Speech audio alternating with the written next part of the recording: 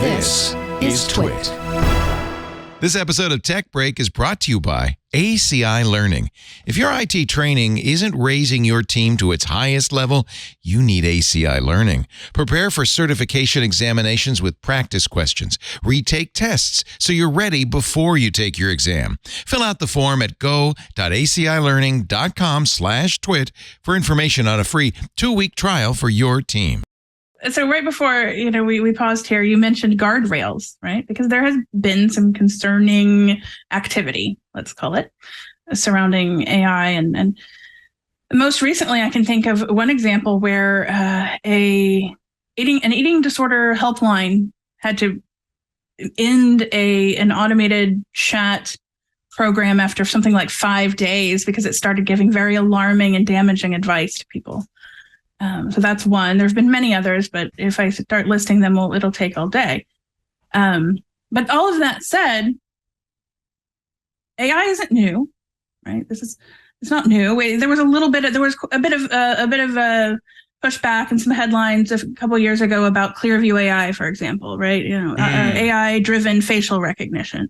Mm-hmm. Well, there's been a lot of creepy AI in recent years, but I don't think we've seen quite the pushback and sounding of alarms that we're seeing now with regard to AI, especially, you talk about the former Googler and that all of that posting and whatnot.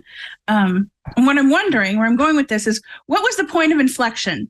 Something happened where we're more concerned now. What do you think that was? And why weren't we before? It's a great question. I think partly these issues are not new, and I would perhaps classify them into a number of different categories. Everything ranging from bias and misuse of biased data in the training of these kinds of systems. So everything ranging from how Amazon tried using this to actually rank resumes. And that is a scary story. Yeah. And they were, because the original intent was, we have so many people who apply to be engineers. We want to get a more diverse engineering crowd here at Amazon. How do we actually, just get out of this huge flood that, and it makes sense, right? But yet the data that, that ends up coming through, they had to stop the program because they found that it was the AI was not actually looking at the qualities of the people. They were just looking at, certain types of names of people. Right. That to me goes back to garbage in, garbage out, actually. It's if you train it on biased data, if you get a group of resumes that if let's say 80% of your workforce, your technical workforce right now is male, and you train it on those resumes, well, in order to win, let's say, the AI is just it amplifies the bias, because again, that's what it knows. And it seems to me that it's going to distill it down and pick and highlight the biases to sort of continue the cycle of bias.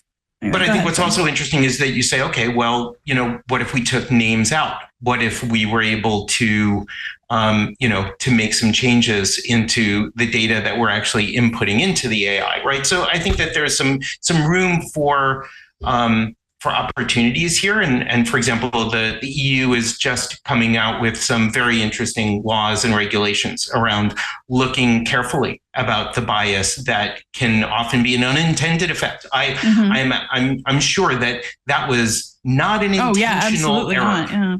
And so it's important to look very carefully, though, at some of these unintended effects and how they can have impacts on communities, or whether it's lending, bank lending, right, or looking at historical patterns of discrimination, and that can get baked into the data itself. So you're absolutely right, Catherine, and I think that that's a really critical analysis that needs to happen before you start making automated decisions based on these kinds of analyses that occur.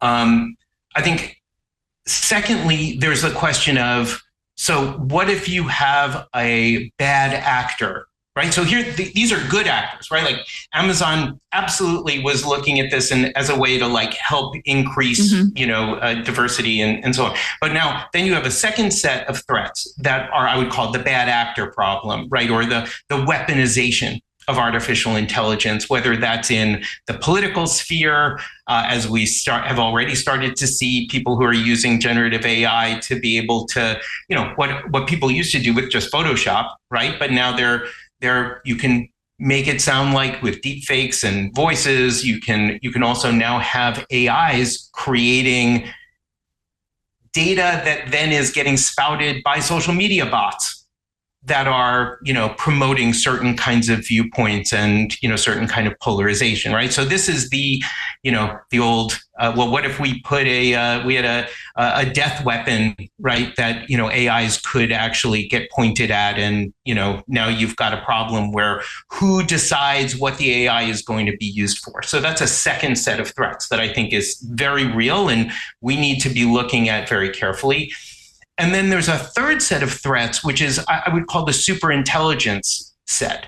And that's actually relatively new, at least in the more general conversation, which is, so as AIs are getting more and more capable, and you can now use AIs to actually help build better AI systems, or at least more capable AI systems. Maybe I'll take the qualitative judgment of whether it's better or worse out of it.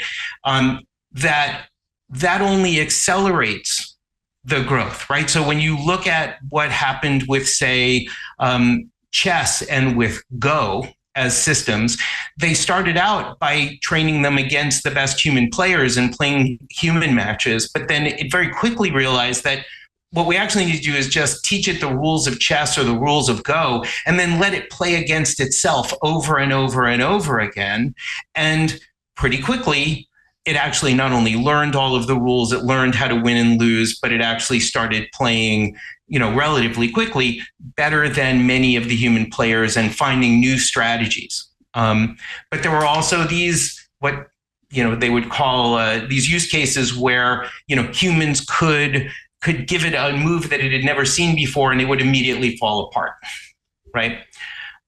So on the superintelligence scale, you start to get into the questions of, well, as these systems get more and more capable, at what point will they be able to become conscious? At what point will they be able to start being self-directed? And are they aligned with what the human race actually is trying to get done, right? And that's where you start getting into some of these very big existential questions around these very large models that research labs are working on today, that has led to people like Geoffrey Hinton leaving Google and saying, hey, I think that we need to have a pause here, or Sam Altman, who is the head of OpenAI, saying we need to get really serious because there is the chance of unintended consequences because of the competitive nature of this field, where Microsoft wants to get ahead of Google, wants to get ahead of Meta, and